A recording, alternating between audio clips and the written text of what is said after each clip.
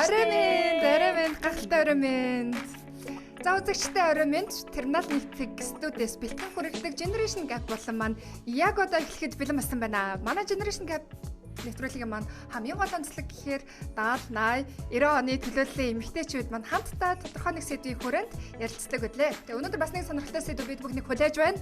За юу яцхан хоёроо. За сайн байцгаана уу? Сайн уу. Та ямар гоё харагдаж байна. Баярлалаа ичээ танд улаан өстөөгөө харагдаж байна. Тийм дээ.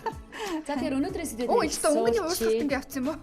Тэ. Тэгэхээр өнөөдрийн сэдвээр танилцуулъя. Гадаад сурах уу, нэг бол дотоод сурах уу? За үнэхээр бас гоё сэдвийн дор өнөөдөр ярилцж байгаа юм байна. За энэ 7 хоногт Оргил туягч минь хаагур юу хийж амрав яавда хүүхдийн баярыг яаж тэмдэглэвэ? Йоо гэртээ. Гэрээ цэвэрлээл. Гэртээ өнжүү. Тэгсэн штэ хүүхдүүд нөгөө том болоод бүдрээ явцсан юм чинь. За тийм бах та. За манай цацаа минь 6 сарын 1-нийг яаж баярлуулж өнгөрөв? Оо тэгэл би явахтай нөгөө ганц хоёр бэлэг аваад бэлгүүдэд хүүхдүүдэд авчиж өгөөд тэгэл өөрийгөө баярлаа. Өөрөө хөөхт болохоор өөрийгөө жоохон эрхлүүлээл нэг тиймэрхүү л өнгөрлөө да. Гэрээ цэвэрлээл. За миний бодлохоор зэрэг 5 сарын 31-нд нөгөө бурхан багшийн дүүцсэн өдөр байж таарад тэгээд би тэгээд маш гоё юм ном уншуулсан байгаа. Өөр айгу том ном уншуулад маргааш нь болохоор зэрэг хүүхдүүдэд аваад гарах гэсэн атал маш хүйтэн байсан. Парк руу гарсан чинь бороо ороод бүр гэр бүлээрээ даараа. Тийм одоо энэ 6 сард одоо ингээд лим хөтөө явж ийн гэхэртэй. Гайхадах юм. Тэгээд 100 болгоо байцсан юм шүү. Одоо энэ тэнгэр хангаа мөр сонсож байгаа улаа гэж. Тэгээд бид Шангрилад хүүхдүүдэд нэг жоохон тоглуулсан. Тэгээд дулаан газар. Тэгээд орой харьсан байт юм аа. Хүш би нэг юмыг ойлгож авлаа. Юу гэсэн чинь 7 хоногийн 3 өдөр амардаг байх чинь хүний амьдралын балансыг ямар гоё ойлгохтой юм бэ? Би бүр явж хүнс цуглууллаа шүү. Нэр гэр орноо цуглуулаад хүнсээ гол нь иддэг юм уу? Муудсан л байгаа. Би ингэж хаад 7 хоног ямар ч мөнгө өрөхгүй байдаг чаленж эхлүүлсэн байгаа. Тэгээд угаасаа тий өмнөхдөр би 6 хоног л твчих чадсан. Энэ жил энэ удаад 7 хоног тэсчих болов гэж найдаж байна. Тэгээд гэрээсээ хоол идэхээс орно дарга байхгүй. Тийм учраас тэгээд би наад челленж чи эхлүүлвэл яг нөхрөөрөө даалгуулаад яваадах юм байна. Одоо ямар надад намайг одоо даах хүн байх юм биш. Тэгээд өөрийгөө л болгож шүү дээ. Би бол нөгөө маш олон жил хоол хийсэн. Олон хүүхдтэй хүн болохоор одоо харин хүүхдүүд нүүн сургууль соёлдоо гараа авцсан чинь нөхртөгөө хоёулах нь олцсон чинь манай хөргөч маш ядуу болсон шүү дээ. Тэгээ дэлгүүр явахч дургуулсан. Хоосон баг идэж өгчихгүй байна. Тэгээ мөнгөнд аягүй хэмнэлттэй тэгэл өдөр нь тэнд явчаад хөөе хоёлаа энэ чагаас хоол идчихөө гэл тэгээд нэг газар орж хоол идчихэл. Хаяа хоол их хоол хийвэл хэлж яахгүй. Чи нэг ганцаараа байдаг жоохон өлөн зэлмэн хүн явж байна. За тэгвэл одоо энэ өнөөдрийн сэдвүүгээ эргэн орцгоё. Гадаадд сурах уу, нэг бол дотооддоо сурах уу гэд маш гоё сэдвийн тухай ярилцах чинь. За тэгээд би орилтогчээс асуу нэрээ. Орилтогч яг үед ер нь гадаадд сурах боломж хэр нээлттэй байсан бэ таны үед? Ер нь бол би ч одоо нэлээд хаалттайсэн шүү дээ. Тий. Намайг 10 жил төгсөж явах чинь ерөнхийдөө нэг зүүн Европын сургуулиуд руу нэг цөөхөн идэх хүүхд явах боломжтой. Тэгээд зүйлт холбоот улс руу нилээдгүй бас хүүхдүүд явдаг байсан. Гэхдээ л нөгөө улаан шугамны дээр гарсан уу тий тэр нөгөө нэг шалгалт шүүлгэндээ өндөр дүн авсан. Тэгээд арын хаалгаар малгаар гэл тэгэл явдаг байсан л да. Ер нь бол Оросд бол маш олон хүмүүс төгссөн. Яг Оросдтэй яг таны үед тий шүү тий. Тий би чинь нэг жил эрхүүд сурчаад эрхүүгийн бэлтгэлд Орос суралт төгсөн мөртлөө хэлний бэлтгэл рүү явуулчих юм чи намайг бас л их замбраагүй байсан маас тэ. Тэгээд нэг жил хэлний бэлтгэлд эрхүүд бүр хийх юм олж та захмах дээр гарч юм зараад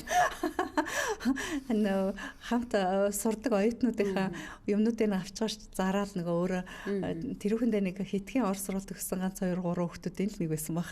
Их сургуулийн эхийн бэлтгэлд эрхүүд тэгэл Монгол хаалх гэдэг ярьсан ба тэр үед чи хаалх яваал өөр хотод руу яваал тэгж жаал. Тэгээд юу хэлэх гэсэн гэхээр хамгийн гол нь хамгийн маш их олон хүүхдүүд бол ер нь бол нөгөө тэр үед чинь техникум тэгээд темс гэж байсан тийм. Тэгээд Монголын ихтэй сургуулиуд. Тэгэхээр нөгөө нэг одоо тодорхой шугамаас дээшээ гарсан хүүхдүүд нь ерөнхийдөө бол яг төгсөгчдөөс одоо миний зүгээр ойлгож байгаагаар бол нэг 30% 40% нь хүрэхгүй. Ер нь бол гадаад руу явдаг гэсэн баг. Тэгэл бусд нь бол бүгдөө дотоодын ихтэй сургууль болон нөгөө Темз техникумнууд руу ордог гэсэн штэ. Тийм. Ер нь бол нэлээд хаалттай хэцүү үе байсан гэж би бодож байна. Тэгээд гадаад руу явах мөрөөдөлтөд бид нар ч хүсэж байлаа шүү дээ. Та ч Унган Улаанбаатар ах шүү дээ. Би Унган Улаанбаатар. Тэгээд дээрэс нь хамгийн гол нь би бол бүр нөгөө зүүн Европын орнууд руу сургуульд явна гэд. Тэгээд би ялангуяа бүр Унгар руу явна гэж айгүйх мөрөөддөг гэсэн аахгүй юу. Тэгээд би яг явж чадаагүй шүү дээ Унгар руугаа. Тэгээд Орос руу явсан. Украинд сургууль руу явсан шүү дээ би дараа нь. Та тэгвэл бүр гадаад сурсан л оюутан биш үү тэгвэл. Ер нь бол 70-аад оныхон гээд үед бол асар нөгөө бас гадагшаа сургуульд явах үе чинь айгүй тийм ховор байсан үед та бас гадагшаа явна гэдэг бол бас тий амар гоё. Таны хувьд бол өстой айгүй гоё боломжтой байсан биш. Тий. Ер нь бол. Тэгэхээр ямар бичлэр та төгсөж байсан? Микробиологоор би чинь Украинд Днепропетровск хотод сурч ирсэн шүү дээ. Та мэрэгчлэр ирээд энд ажилласан уу? Үгүй шүү дээ ерөөсөө ажиллаагүй. Яг 90 оны ихээр ингээд хурж ирсэн чинь нөгөө шилжилт болсон, реформ болсон. Тэгээд амьдрал амар хэцүү болсон ч мөнгө төгрөгөө бүгдөө унтсан. Тэгээд нөгөө микробиологийн хөрөлн чинь ерөөсөө цалин гэсэн чинь бүр амар жоохон. Тэгээд би чинь хүүхд мөхт гаргацсан. Тэгээд мөнгө төгрөг хэрэгтэй. Тэгэл хэцүүсэн. Ер нь хэцүү жилүүд байсан тэр бол. Тэгээд ээж аав нарын гоё төгсөж ирсэн. Та тэгтээ юу төлбөр мөнгө тэр үед нь тэтгэлэг энэ байж байсан. Тэр бол тийм яг одоо нөгөө засгийн газрын манай үгүй засгийн газар жишээлтэй зөвлөлт холбоот улсын засгийн газрын одоо бүрэн тэтгэлэг гэд бид нар чи явдаг гэсэн шүү дээ. Тийм сургалтын төлбөр нь тэгээд дээрэс нь амьдрах зардал мартлын бүгдөө ингээд Оросоос таачдаг. Тэр утгаа бид нар чинь нэг 70 рублээс стипенд авдаг гэсэн. Тэр нь дараа нь 90 рубль болоод тийм тэгтээ яг тэрүүгээр амьдрах хэцүүсэн л да. 80-ад оны сүүлээр 90-ад оны ихэр чи ер нь бол амар өсгөлөнгийн үеэсэн шүү дээ. Манай Монголын дэлгүүрүүдэд хүртэл юу ч байдаггүй. Оросууд бас юу ч байхгүй. Тий картын барааны үе юм чи. Талхыг очирлж авдаг байлаа. Тий тэгээд тэр үе мэдгүй мэдээ. Би яаж мэдгүй. Тэгээд жинхэнэ бид нар чинь яг өөрсдөө хүний ер нь бүх оюутнууд Оросын бүх оюутнууд ер нь бол 8 хийж амьдрахаас өөр аргагүй байдалд орсон байхгүй. Тэгээд 8 хийгээд хажууд нь сураад төгссөн оюутнууд бол маш мундаг. Би бол 8 хийгээд сураад тэгээд дундуур нь гаргаад жирэмсэн болоод тэгээд хүрээд ирсэн байхгүй. Та чи айгу супер эс юм шүү. Үгүй тэгээд хүрээд ирсэн. Тэгээд би яг сургуулаа яг төгсөөгүй шүү дээ ер нь. Тэгэхээр хүүхд гаргачгаар чинь яалтчгүй дэмжлэх хэцүү явж чадаагүй. Амьдрал хэцүү байсан. Тийм тэгээд нэг тийм experience байдیں۔ Нэг тийм туршлага байдیں۔ Гэхдээ яг ер нь гадаад руу явхлаар маш их юм суралцсан л да. Амьдралыг ерөөсөө шууд бодит амьдрал руу бодит амьдралын амар том давлгаар руу шууд 18 настай өх орчих байхгүй юу. Тэгэл ерөөсөө бүхэл талаас нь үзэж байгаа.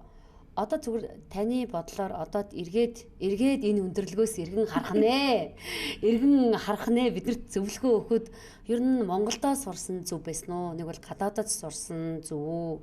Ер нь та юу гэж бодож байна таны хувьд? Би бол ер нь бол ямар ч нөхцөлд, ямар цаг үед аль болохоор гадаад руу гарч явж бие даах гэдэг. Бие даах, нүдэ нээх тий. Тэгээд амьдралыг өөрөөр одоо ясмахаараа мэдэрч одоо юмнаас суралцах. Тэр бол бүр хинээс ч хэлүүлдэггүй нөгөө олон удаа сонсохоор нэг удаа үзгэдэг штэ тий. Маш том туршлага. Тэрнээсээ ер нь бол би маш олон янз бүрийн хэцүү юмны дундуур явсан ч гэсэн маш их юм суралцсан, маш хэрсэн болсон штэ ер нь бол. Яг үнэ хэрсэн болно тий. Жилийн дараа 20 жилийн дараа би ингээл Оросд 8 хийгээл мөнгө төгрөгөө олоод тэгэл би ээж аваагаа бүр тийжэдэг гэсэн юм чинь мөнгө явуулдаг тий. Тэгэл эн чинь нөгөө 90 оны ихээр нөгөө ямар хэдгээр тогтоол илээдээ нөгөө цалин мөнгө чинь бүр төрийн албан хаагчдын цалин бүр юу ч ш болсон заяа. Тэгэл ерөөсөө нэг 2-3 удаа дэлгүүр зах руу ч юм уу яваал яхахлаар тэгэл мөнгө нь сарын ээж аавын цалин дуусчихж байгаа юм шиг. Тэгэл нөгөө юу бид нар чинь Орос сурч байсан оюутнууд чинь мебель явуулж байгаа. Үнэт нөгөө Оросын нөгөө маньятан эдлүүд явуулж байгаа. Тэгэл хоол унднаас ихсүүлэл ингээл зарах юмнууд ээж авдаа явуулдаг гэсэн. Тэгээ ээж аав нарыгаа тижидэг гэсэн шүү дээ бид чинь. Тэгэхээр тийм хэцүү байсан. Тийм бай. Та хэцүү байна. Чиний хувьд бол утгаа? Миний хувьд бол гадаадад сурна гэдэг бол би бол амьдралдаа тэр тухай бодож байгаагүй. Ерөөсө бодох надад тийм юм олдоогүй. Яг бол бидний үед ч юм болохоор зэрэг Арангай аймгаас Улаанбаатар сурах ч л одоо туйлын хүсэл байсан. Миний хувьд бол тий одоо жишээ нь Улаанбаатар Арангай аймгаасаа гарна гэдэг тий. Тэндээс гарахын тулд би 4 жил алгасан. 4 жил би амар хөдөлмөрлсөн. Тэгжиж би 4 жилийн дараа оюутан болсурсан. Тийм үн чи юу гадаадд сурах мантай тий. Тэр үед үлстэй бараг л Арангаа аймгаасаа гараад Улаанбаатарт сураад оюутан болж ивэл их юм гэдэг үе надад байсан учраас одоо миний толгойд ерөөсөө тийм гадаадд сургууль, сурах, мурах тэр үед манай үеийн хүүхдүүд гэсэн гадаадд сурж исэн, тэр мэн гадагшаа яваад ирсэн гэдэг тийм үе болон миний хүрээлэлт тийм байгааг байхгүй. Бидэд яаж хийж байгаад Улаанбаатар л сурах байжсэн. Улаанбаатар л яаж хийж байгаа л Улаанбаатар л оюутан болох гэдэг хүсэл туйлын. Тэгээд одоо өнөөдрийн өнцгөөс ханга харахад одоо чи хүүхдүүдэд гадаадд сурах уу, дотоодд сурах уу? Одоо тэнгууд нөгөө амьдралын нөгөө хэв маяг чи өөр болоод эхэлж байна. Одоо манай хүүхдүүд ч унгав Улаанбаатарын хүүхдүүд болчихж байна шүү дээ. Тэнгууд чи мэдээж би хүүхдүүдэд гадагшаа дотгошоо явуулах сонирхол өндөртэй байгаа. Гэхдээ манай хүү бол одоо төвцөд гадагшаа явна гэдэг. Тэгээ би юу нь явъя гэж бодож байгаа. Тэнгууд таны үед болохоор зэрэг гадаад бас орчин нийгэм их өөр бас их гоё тайван ер нь дэлхийн тэр чигтээ тайван байсан. Одоо бол бас хэцүүлтэй айгаал найзтай л байна. Гэхдээ ямар тач гэсэн би даалгаад явуулъя л гэж би бодож байгаа. Ер нь л яг юм үзэж нүд тайлах гэдэг чинь айгүй чухалхгүй тий. Нөгөө талаар бас ингээд нөгөө сошиал ертөнц одоо ингээд яагаад ер нь дэлхийн нөгөө нэг их жижигхэн болчлоо штэ. Тий. Тий. Тэгэхээр одоо бол нөгөө эдгэрт бол манай хүүхдүүд ч одоо бид нар ч бас яг гэр бүлийнхэн жил болго яаж хийж байгааг нэг улс руу аялье гэсэн бодол байдаг хүүхдүүдээ аваад тэгээ манай хүү сая нэг жил гарны өмнө Япон руу ер нь сурыг гэж сурыг гэхэр нөгөө сур солилцоогоор нэг 10 хоног манай хүү явахгүй юу. Тэгээд яваад ирсэн чинь за Япон маш уйтгартай газар байна. Би Япон сурахгүй гэж хэлээ. За тий. Тэгэл тий. Одоо жишээ нь манай хүүхд Хятад руу Шанхай руу би сурах гэсэн чинь манай хүүхд Шанхай явахгүй л гэдэг найз суртага Америк явна гэл ингээд байгаа байхгүй. Гэтэ одоо ингээд одооны хүүхдүүд ингээд үнэхээр гоё юм тий. Бид эдэд ста гоё байгаа зү тий. Бид нар тэр үед юу гадагшаа бараг гадагшаа гэдэг үг бидний ой тоонд амьдралд байж байгаагүй. Мэдээлэл сайтай үед одоо амьдарч байгаа болохоор өөртөө мэдээлэл олж аваад тэгээ харьцуулаад үзчихэж штэ тий. Тэнгүүд би бол одоо бол хүүхдүүдээ бол яг юм үзээд нүд тайлаад явг. Одоо чинь ингээд гадагшаа дотор хүүхдүүд аваад явгууд чинь ийм байт юм шүү дээ. Энэ улс чинь ийм соёлтой юм. Эн чинь ийм байна гэдэг юмыг сураал яваад байгаа. Тэр бие даалт гэдэг бол бас хэрэгтэй л юм шиг санагдсан. Маш хэрэгтэй хүүхдийн хувьд бол миний хувьд бол би үлстэ бас л яг л нөгөө 8 байдаг оюутан байсан. Би цагаан утас ажилладаг байсан. Оюутны байранд соёлуурлын ёсвол оюутны байранд цагаан утас ажиллуулна. Тэгээд нөгөө ийм янз янзын соёлуурлын ёсвол юмнуудыг базна. Одоо нөгөө юунууд тоглолдог шүү дээ. Байгууллага нөгөө нэг юу хийдэж шүү дээ. Урлагийн үзлэг бэлтүүлж тэр чинь би тэрэн дээр нь очиж бэлтүүлдэг юм уу? Хөтлөгч хийн. За тэгээд ер нь бол оюутан багтаал бужигнуулдаг байсан. Засаа охин хийн. Тийм л оюутан байлаа. Цацагийн хувьд ямар уу? Чи юу гэж бодож байна? Би бол юм штэ. Би яг бакалавра Монголд сурсан. Тэгээд магистра яг хийж авах үед маань ковид гараад би онлайнаар сурсан байхгүй. Яг тэгж гоё experience мэдэрч үзээгүй.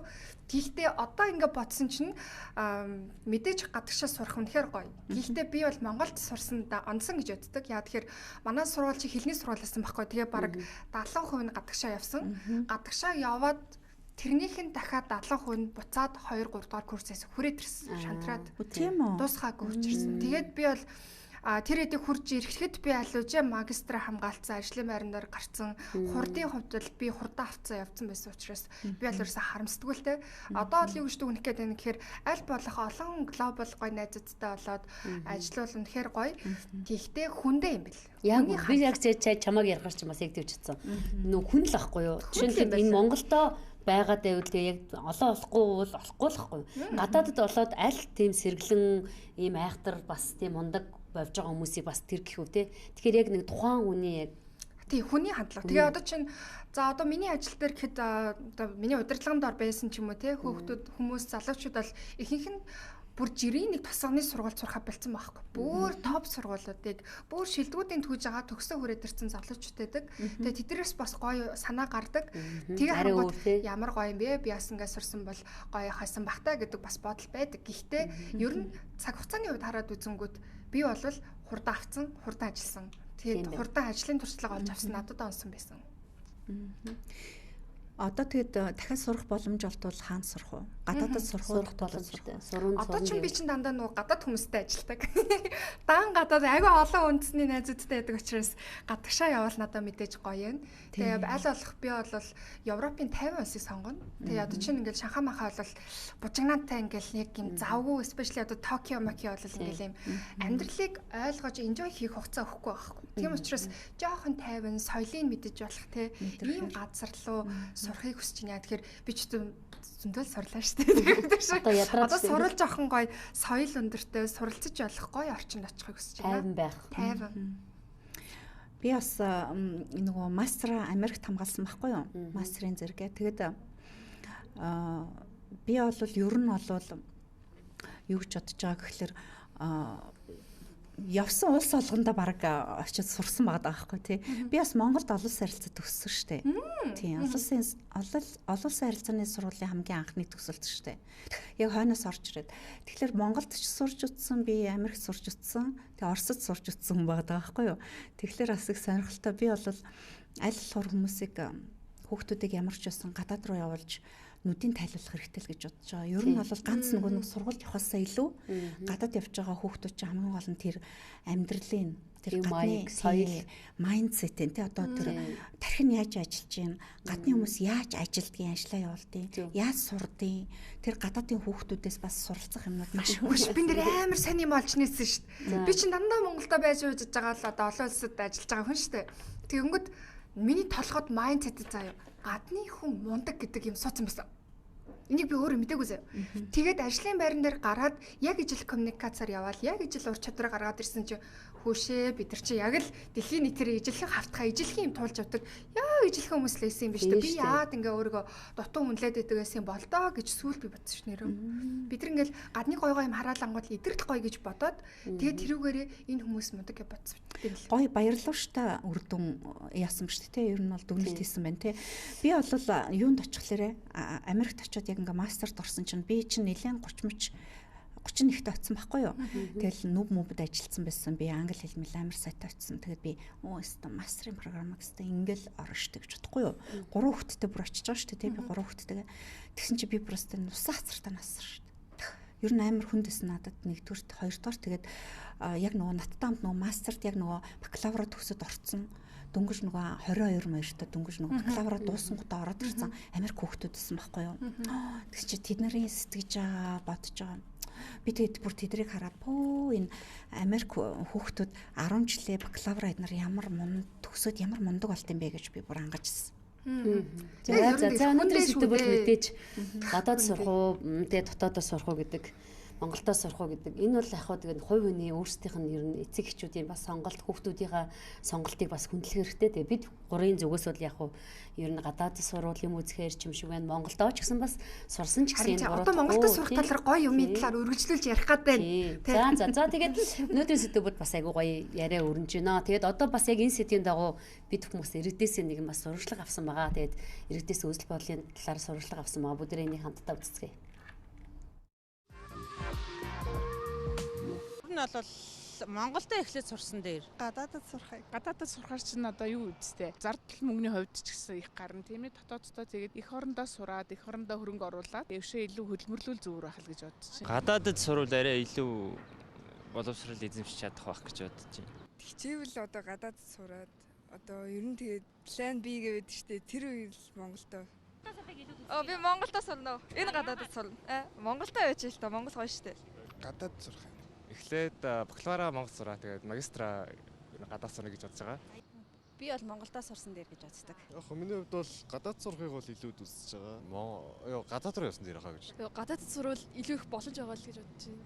тэгээд яг мэдээж гадаад боловсрол чинь чухал штэ хүнд. Эх орныхоо яг хөрсөндөр сураагүй тэгээд нийгмийн баримжааг аваагүй шууд гадаад сурчаад ирэхээр ажлын байран дээр бол гарсан дараагаа их асуудалтай байдаг байхгүй юу? Ажлын байр чинь яг Монголд байгаа штэ. Тэгэхээр нэг ойлголтын зөрүү зүгээр л наад алтан мэйл явуулж сураагүй хүмүүс ажлын байр дээр гардаг. Ер нь гэхдээ хараад байх нь ажлын байран дээр гадаад сурсан дипломтой бол илүү нааштай хариу ав. Үсээ гадаад явсан диплом гадаад яваад авчирсан диплом илүү их нөлөөлөгдөх байхаа. Өс зарим орнуудад Монголын дипломыг бас ер нь дутуу үнэлж магадгүй. Гадаад дээшлүүлээд ирэхэд бол болохгүй юм байхгүй шүү дээ, тийм ээ? Би өөрөө бас гадаад сурсан болохоор Монголд ирээд ажилд ороход амархан байсан. Фонд сурч төгссөн гэдэг их сургуулийн диплом нь бол хангалттай сайн үнэлэгдсэн гэж би бодож байна. Ер нь тэгээд Монголд л ажиллах бол Монголынхаа ерөнхийдөө үндсэн одоо юу гэдгийг тий. Одоо яаж ч бодсон угаасаа Монголд ажиллана гэж бодож байгаа бол эхлээд үзчихээ магистр ч юм уу тийм иймэрхүү одоо мэргэжил дэвшлүүлэх юмнууд дээр бол гадагшаа сурсан дээр ах гэж боддог шүү дээ. Би өөрөө яг одоо гадаад руу сурах цаа. Ер нь яг миний хувьд бол Монголын боловсрол жоохон баригдмал санагддаг. Тийм. Тэгээ илүү тийм гадаадаас илүү яг олон улсын хэмжээний мэдлэгтэй. Яг миний мэргэжил тохирсон сургуулиуд хөвчлэн гадаад байгаа. Яг Монголд яг Ашуус эсвэл Итүгэн энэ байгаа ч гэсэнтэй яг илүү хөгжил дэвшлийн хувьд илүү ахицтай болохоор илүү гадаад турсан дээр гэж бодож байна. Тэгэхээр миний бодлоор ер нь нэг 2 доор нэмэх 2 хөтөлбөрүүд идэв шүү дээ. Тэрүүгээр сурвал ер нь зүгээр юм гэж боддоо шүү дээ.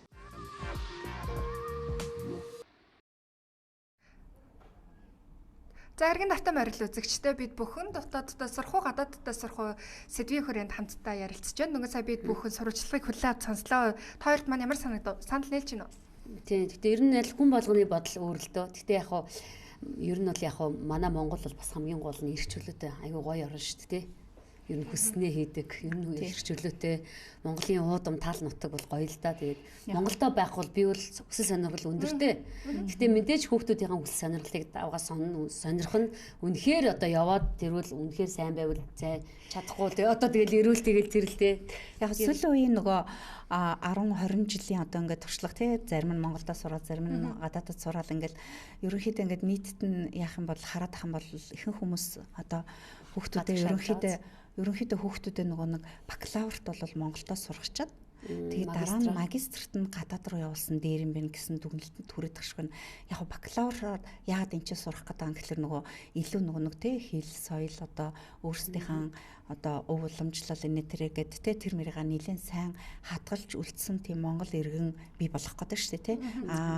Тэгээд тэр нь нэлээд ингээд өөрт тэр хүүхдэд суугаад нэлээд дайггүй болчвол нэлээд сайн монгол хүн болчвол тэгэх юм бол дараа нь яг магистрт нөгөө өөрийнхөө зэрэг мэрэг дэвээ авахаар ингээ явж болох юм байна гэсэн. Гэтэ бас тийм л хандлага гараад ах шиг. Ийм нэг үнцэг анзаараад байна л да би сая.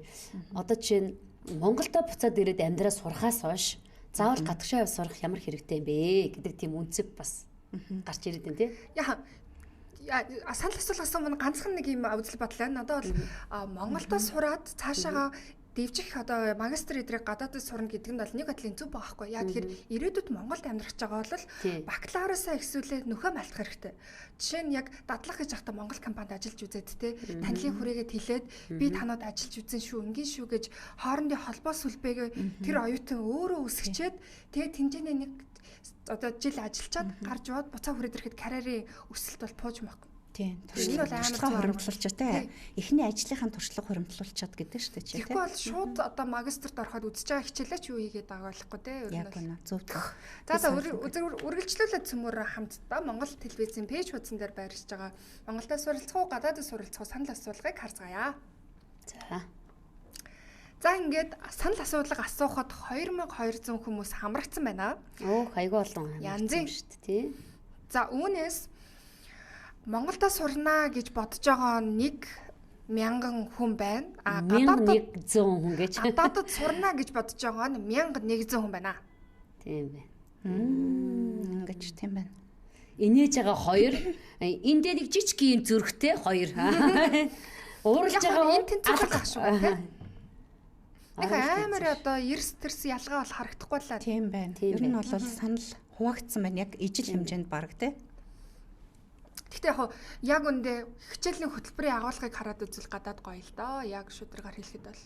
Гэтэ үнэхээр гадаадынхаа бас одоо сургалтыгаа сайн хийж чадаад үнэхээр сайн хичээлдээ яваад явбал гадаачаар сурах юм зүгээр. Надад зүгээр ингэ санагдсан. Манайх бол Орос талын школтой учраас онлыг амар сайн заадаг. Тэгээд яг үнэхээр сайн одоо тэр эрдэм шинжилгээний хурал эдэр хийдэг байхгүй. Гэхдээ яг практик тал дээр аваачихлаар жоохон тутамбаг санагдаад байдаг. Одоо миний сурсан мэргэжлийн хувьд бол. За хэдүүлээ хэсэг хугацааны дараа иргэн нэвтрүүлэгтээ тавтаа морилээ. Нэг реклам зар сурчлагын хамтдаа үзцгээе.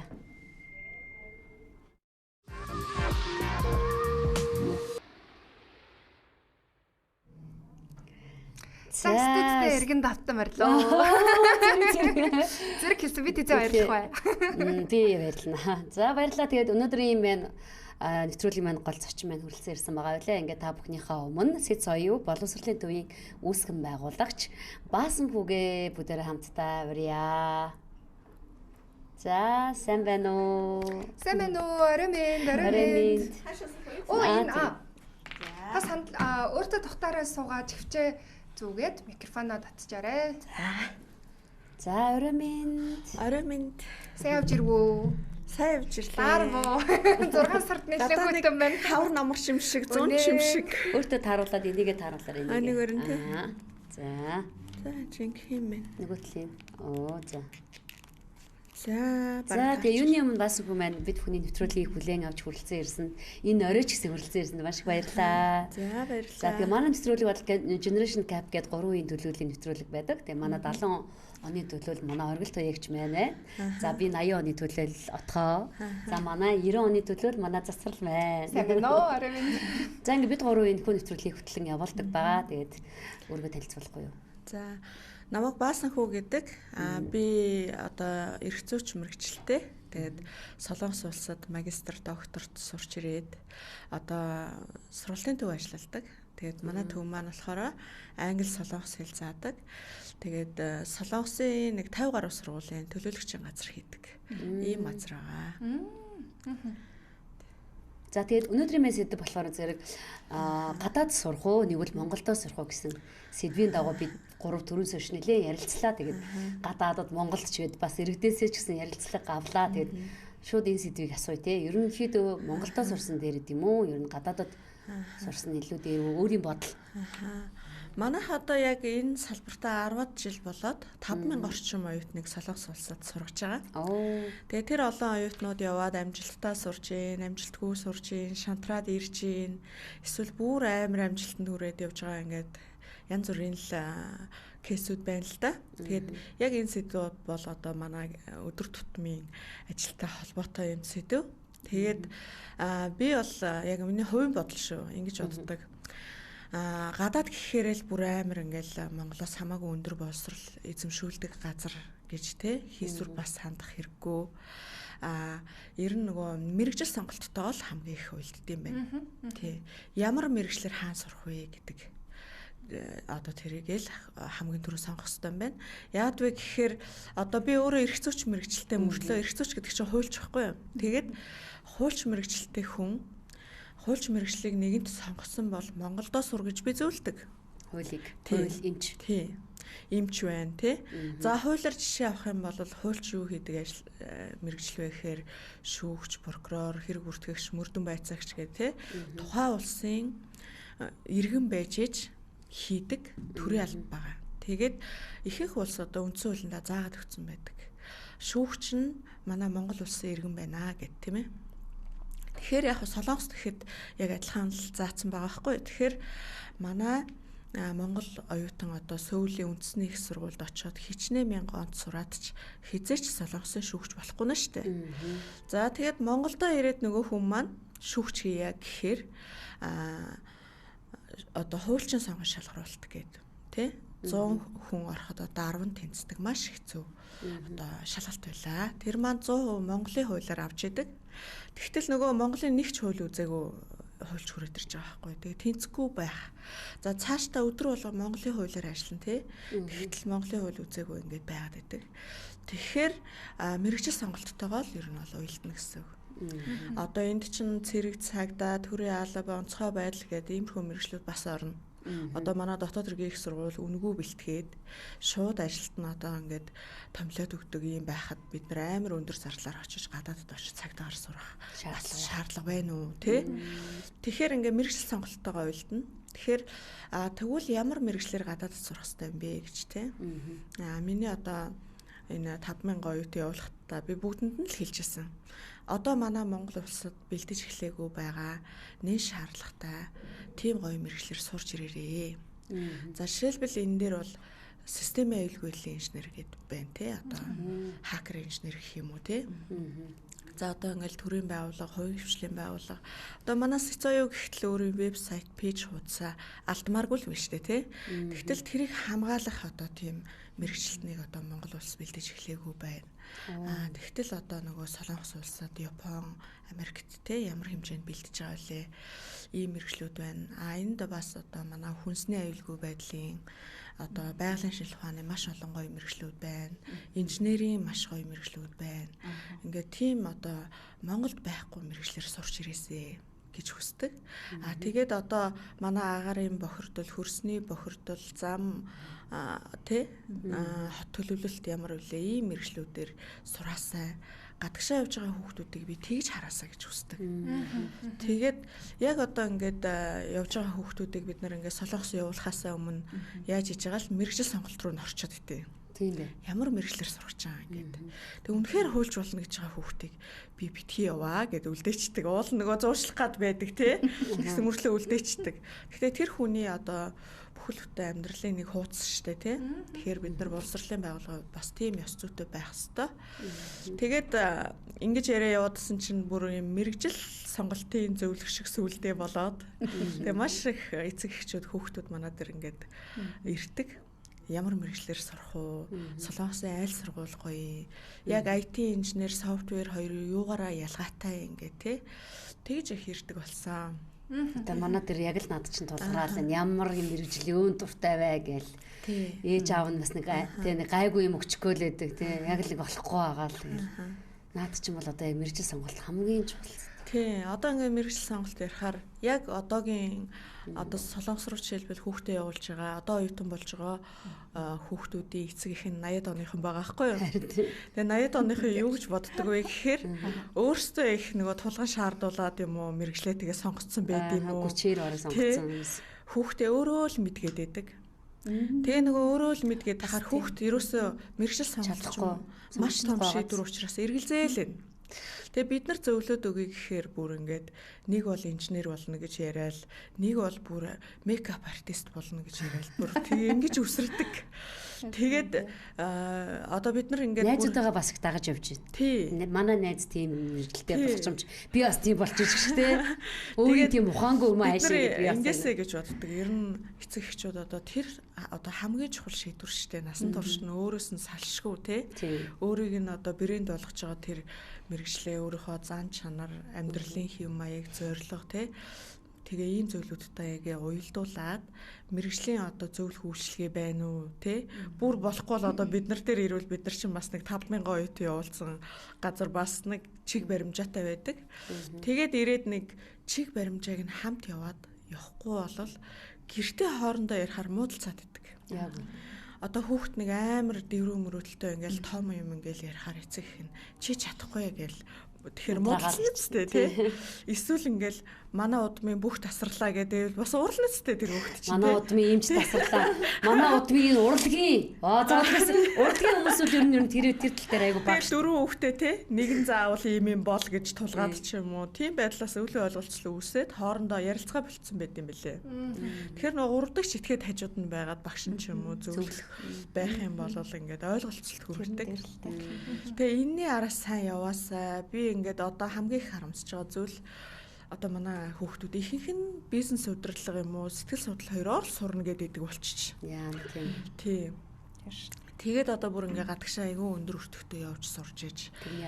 Бас нэг судлагдхуун ихтэй тухайн одоо мэрэгжлийн салбарынхаа бас толгой байдаг хөрвөх чадвар сайтай тий гоё мэрэгжил сонгохгүй бол би бол зөвхөн миний хувийн бодол шүү гэхдээ тий бизнес удирдлагыг бол магистр тохиромжтой мэрэгжил гэж бас хараад идэг. Тий 4 жил бас сурах мэрэгжил биш ээ гэл тий. За ингэж яваад нөгөө мэрэгжил сонголтоос ч л хаан сурхан дээр вэ гэж гарах байх гэж бодчихно. Манай үе дээр бол ингэсэн байхгүй юу? Яг гадагшаа явах нь бол тренд байсан. Тэгээ манай ч нөгөө нэг хилний сургууль байсан болохоор буруу оролцсон байна. Бараг тал хүүхд тал биш. Бараг 80% нь гадагшаа яваад тэгээд шантраад хинхэн буцаа хүрээд ирсэн байхгүй юу? Тэгмээ 5 сая ярианд хэллээ шүү дээ. Зарим нь бол шантраа хүрээд ирдгээ гэдэг. Тэгвэл энэ шантраад идэх шалтгаан нь юу дутуу бэлдсэн болоод ингээд буцаад байна вэ? Энд дээр та ямар зөвлөгөө өгөх вэ? Одоо манай компани ингээд 10 жилийн өмнө Солонгос руу хүүхдээ явуулж байхад ч тийм байсан. Одоо тэгтээ арай багасж байна л да. 12 дугаар анги төгсөж байгаагаа одоо мэдж байгаа юм шиг гинт солонгос явна гэдэг одоо энэ 6 сард ингэ шийдчихдэг. Тэгэл намрын эсэлтээр яваад өгдөг. Тэгэхээр яах вэхээр нөгөө хүүхэд явж байгаа улсаа судлаагүй, хилээ сураагүй, өөрөө ингэ бэлэн биш явчихаар очоод бүх юм шин хэцүү. Тэгэл хаашаал харна хэлний мэдлэггүй ингээд дутагддаг. Тэгээд ямар хүүхэд амжилтаа сураад ямар хүүхэд одоо ингээд зорилготой хүрээд байна вэ гэхээр шийдвэрээ эрт гаргаад 10 дугаар ангидаа би солонгос сурна гэж шийдчих болно шүү дээ тий. Тэгэх юм бол 10 дугаар ангиасаа эхлээд хилээ сурахад солонгос хэлийг ер нь нэг жил хагас сурахад бол бүрэн сурах боломжтой. За бүрэн гэх нь хаашаа одоо дээд шат хүртэл сурах боломжтой тий.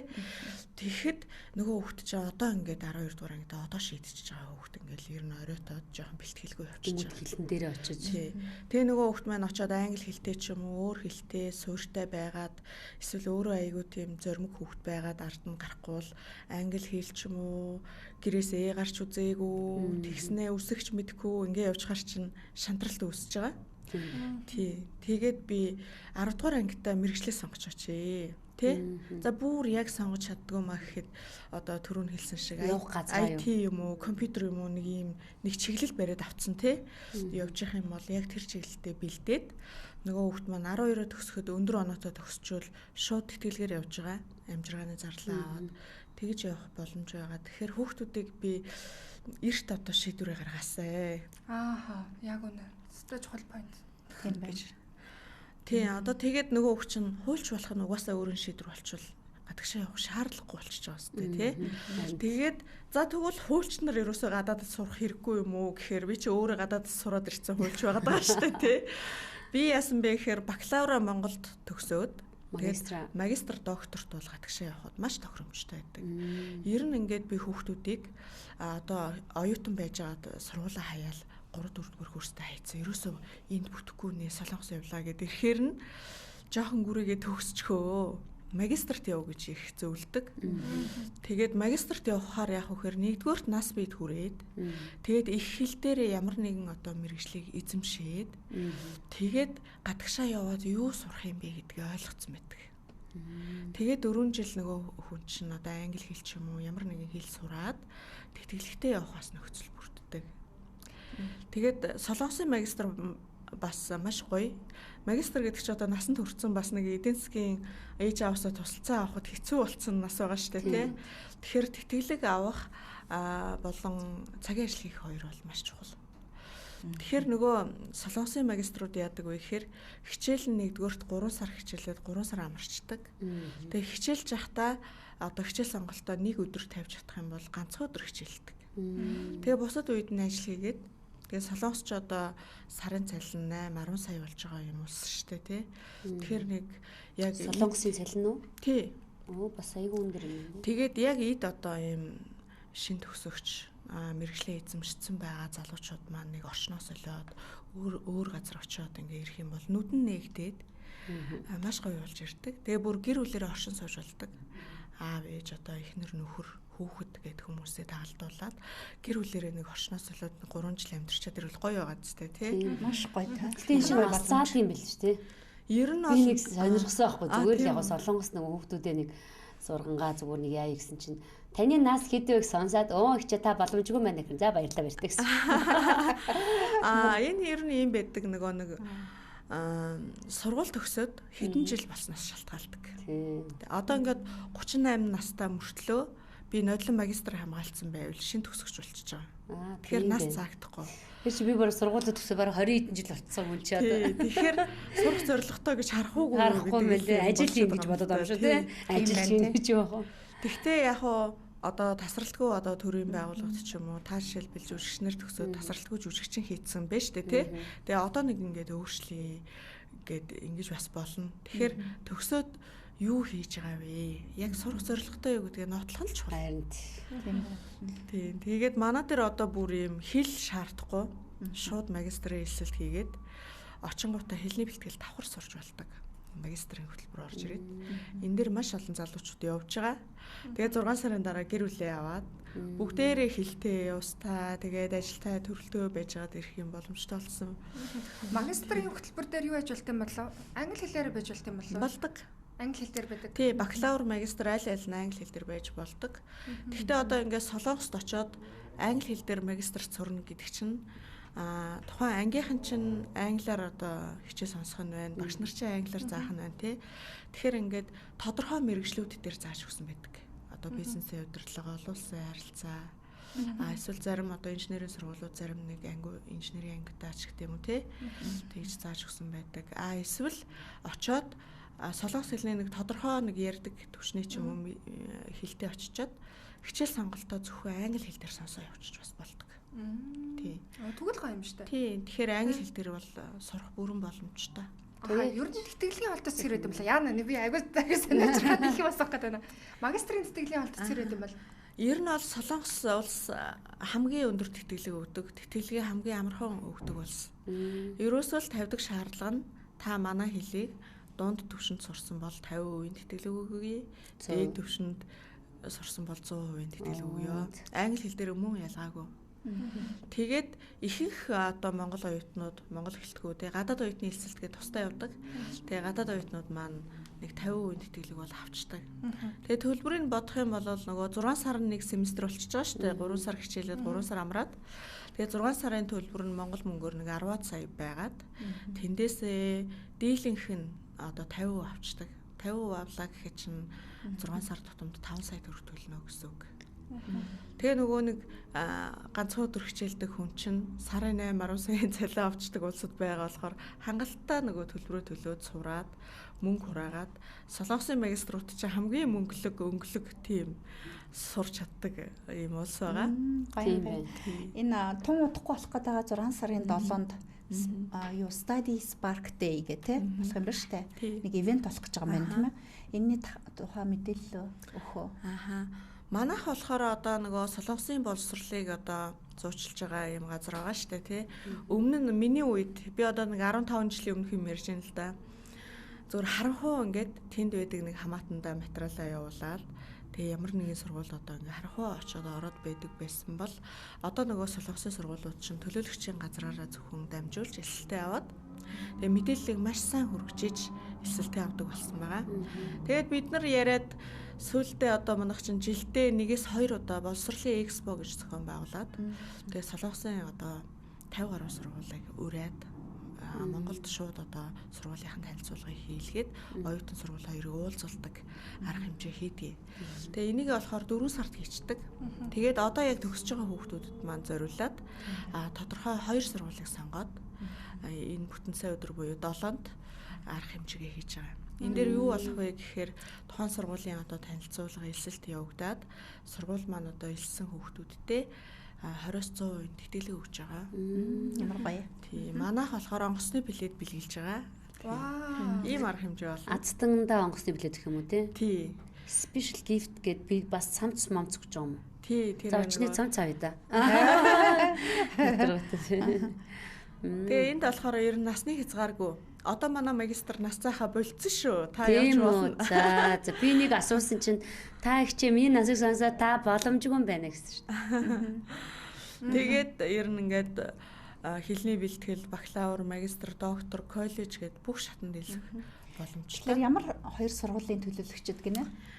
Нэг нь болохоор Чунгаан их сургууль гээд одоо ранкаараа ихний 7 ч гисдэг. Солонгостой юу? Тий. Тэгээд маш алдартай сургууль байгаа. 100 жилийн төвхтэй. Аль хотод байдаг сургууль? Сөүл хотын яг төвд Канаанд өргөт байдаг. Одоо ер нь кино урлагаар аягүй алдартай. Тэгээд наадхан жишээл. За хөлцөд очиход наадхан жишээлнийг явъя да хоёлаа. Хөлцөд болоод очиход ийм орой яадаг бол та намайг авахлуу. Отгошод PhD руу нь яв. PhD. Тэгээ нэг нь болохоор Соншин гэдэг охидын сургууль байгаа. Тэгээ охидын сургууль болохоор Монголд байдаг болохоор аягүй сонирхолтой байдаг. Ер нь бол нөгөө солонгосч эцгийн эрэхт ёстой гэд одоо бас нэг 100 гаруй жилийн өмнө чинь охтуудаа сургадаггүй байгаад тэгээд одоо солонгосын нэгэн улс төрч эмэгтэй тэмцэж одоо байгуулсан. Бас яг Сөүл хотын төвд байдаг сургууль байгаа. Тэгээд охидын сургууль маань бакалавртаа л охидод сурдаг.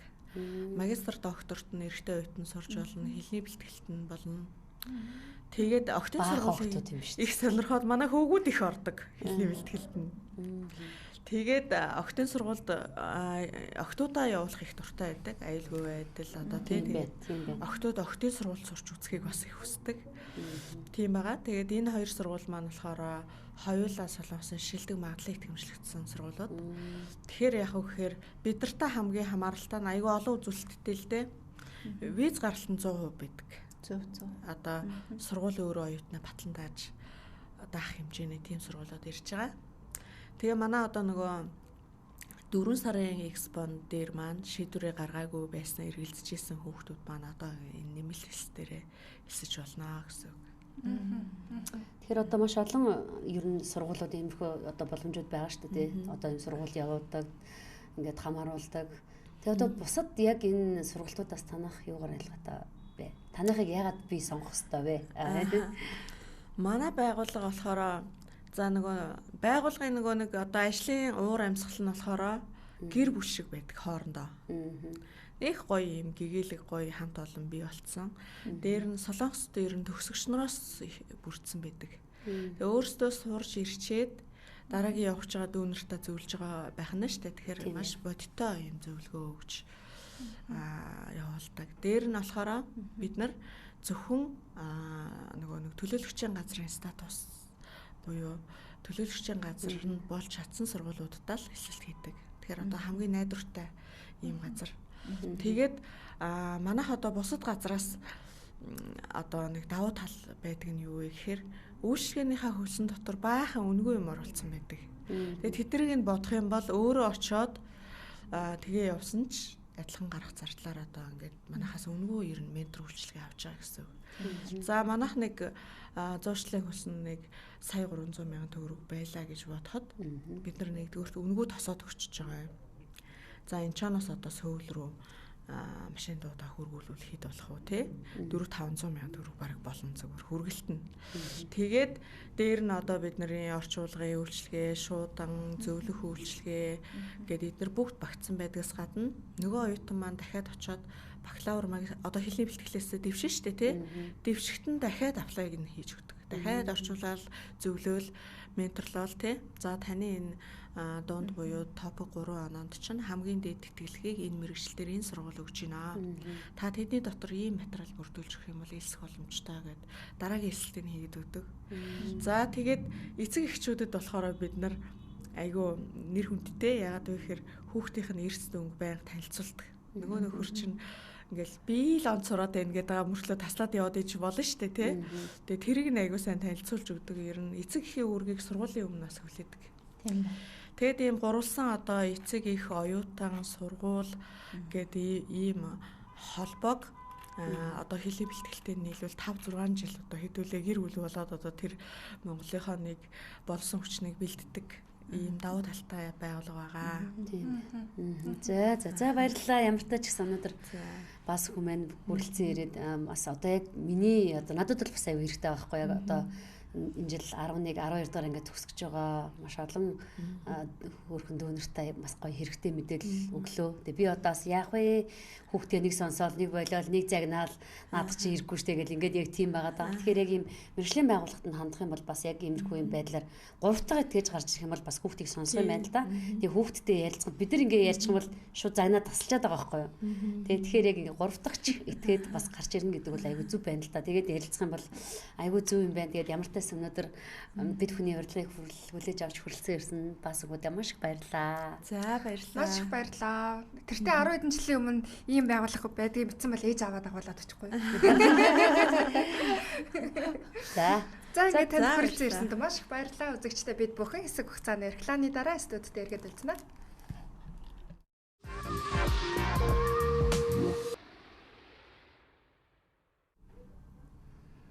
За үзэгчтэй нэвтрүүлэгтээ тавтаа морилно. Аха. За тэгээд үргэлжлүүлээд бид бүхэн тоо баримтын хэсэгтэйгээ танилцах болно. Тэгэхээр мэдээж хэрэг боловсролын тухай ярьж байгаа учраас маш сонирхолтой тоо баримттай хамтдаа танилцъя. Одоо дэлгэцэн дээр тоо баримтууд гарч ирэх болно. За. За ингээд гадаадд суралцаж буй Монгол оюутнуудын тоог хэдүүлээ харцгаая. Энэ дундаас хамгийн өндөр байгаа нь Бүгд найрамдах Солонгос улс байна. Буюу 13,800 орчим Монгол оюутан Солонгос улсад суралцж байна. За одоох байранд болохоор Австрали, Япон, Бүгд найрамдах Хятад ард улс, Оросын улбан улс, за мөн Америкийн нэгдсэн улс гэсэн улсууд топ ихний 6 байрт шалгарсан байгаа юм байна. Тийм байна. Солонгос руу ямар их явдаг юм бэ те? Солонгосын нөгөө өөрөө сая ярьлаа л да тий бас ингээд боломжтой байна тий сурах хүмүүс нөхцөл нь тэтгэлэг боломжтой нас ажил хийх боломжтой. Хоёрт нь соёлын хувьд те нэг амар зөрүүс аахгүй те. Тэгээд нөгөө Монголда бас ойрхон 3 цагийн нислэг учраас Америк руу ямар бага явж байна. Би тэрэнд харамсаж байна. Америк гоё юу? Маш гоё, маш гоё. Хаж айлгатууд байлаа. Би Денвер, Колорадогийн их сургуульд төгссөн шүү дээ. Маш гоё. Тэгтээ тэгээ холтой ялтчгүй хол. Тэгээ Америкийн сургуулиуд бас их үнэтэй. Яг мужаад бас маш их хамаардаг юм шиг санагдсан. Одоо бол мужаа айгуу зөв сонгох хэрэгтэй юм шиг. Бидэнд өөр үзүүлэх ёстой юу дата байгаа л нэрлэж чаа. За ингээд цөмөр хамтдаа өнөөдрийн нэвтрүүлгийг гой базаад яри гэдэг шиг маш олон өнцгөр бол харж болж байна. За үүнээс бол хамгийн гол та бүхэнд одоо илгээхийг хүсэж байгаа миний зүгээс өнцөг гэх юм бол эхлээд сонголтоо эхлээд өөрийгөө сонсоод те Монголда ажиллах юм уу, ямар мэргэжлэр ажиллах юм, юу хүсэж байгаа гэдгээ аль болох эртнээс ойлгочоод үүний дараа ингээд сонголт бол нээлттэй байгаа юм биш үү гэдэг дээр бол би хувьд бол тогтлоо. Та хоёр маань юу гэж бодож байна? За миний хувьд бол яг би түрүү нөгөө хэлсэн шүү дээ тийм ямар ч байсан бакалавраараа бол хүүхдээ бакалаврын зэрэгээ хамгаалахад бол Монголдо суралцуулсан дээр мастер юм уу PhD-д явахад бол өөрөө угаасаа хүүхэд нөгөө яг тэр цаг хугацаанд насандаа төлөвшөөд бас нэг тодорхой хэмжээний нэг ажлын туршлага хуримтлуулад тэгээ өөрөө тэр мастерт сурах одоо чиглэлээ өөрөө угаасаа аяндаа нэг чиглэл нь гараад ирнэ гэдэг шиг тий. Тэгэхээр би бол одоо ямар ч гэсэн тэгтээ гадаад руу мастер юм уу PhD-д явж суралцах хэрэгтэй л гэж бодож байна. Хүүхэд. За тийм миний хувьд болохоор ер нь яг хаа флянс ингээл одоо би чи яг хүүхдээ явуулах гэдэг байгаа шүү дээ.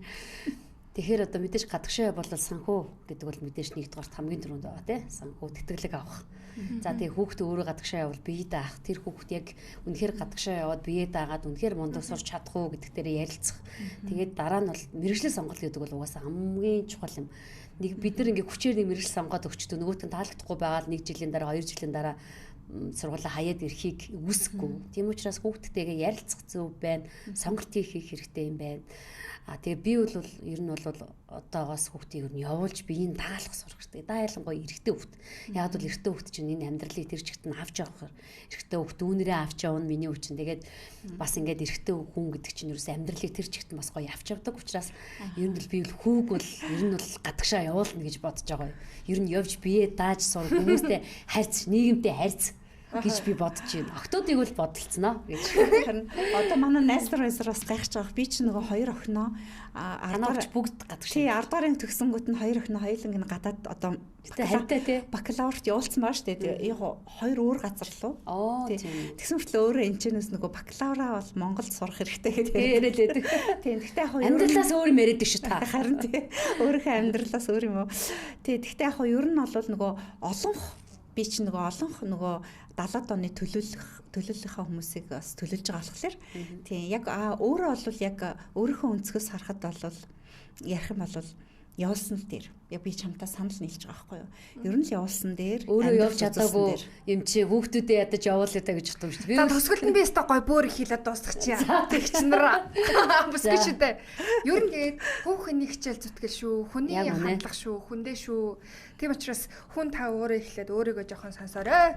За ингээд нэвтрүүлгээ дуусгацгаая. За ингээд ураагаа хэлээд нэвтрүүлгээ дуусгацгаая. Тэр нь бол нэгтэг таныг хөтлөн баярлалаа. Пүр гарагтаа иргэн уулзцгаая. Баярлалаа. Баярлалаа.